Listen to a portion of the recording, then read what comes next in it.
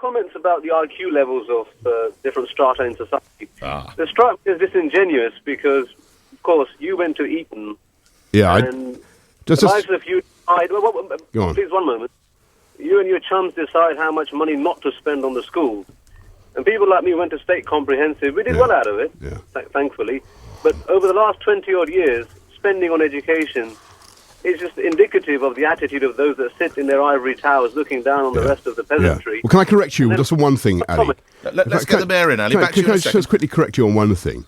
What I was saying, actually, is there is too much inequality, and my speech was actually a warning, as correctly reported by many newspapers, actually a warning against letting this thing go unchecked. Because if you look at what's happened in the last 20, 30 years, there's been a widening in income between the rich and the poor. There's no question about that.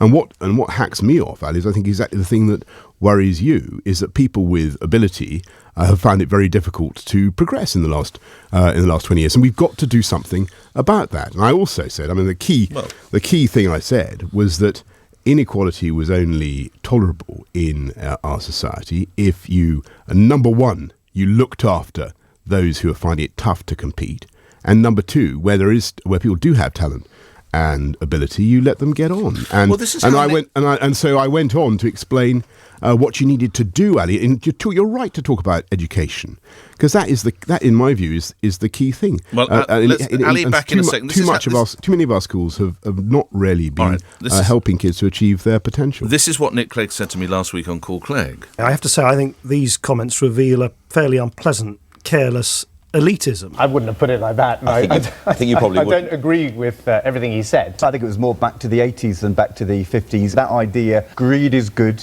and the poor are poor because they're stupid.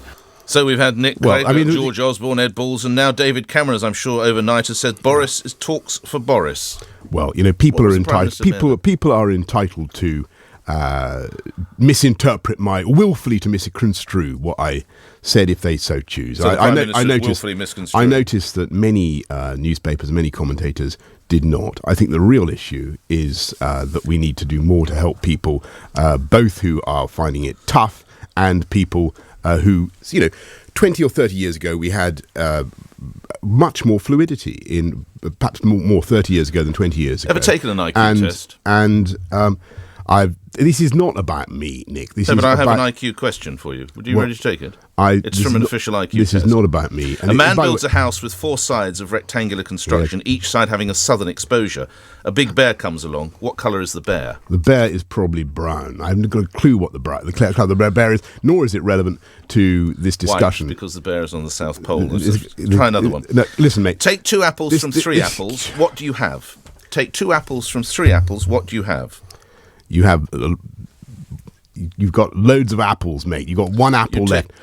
You've got 1 apple? Listen. You say you've got 1 apple? Listen. What we're talking about... You haven't. You've got 2 apples. You're now batting 0 for 2. Let's just do one more.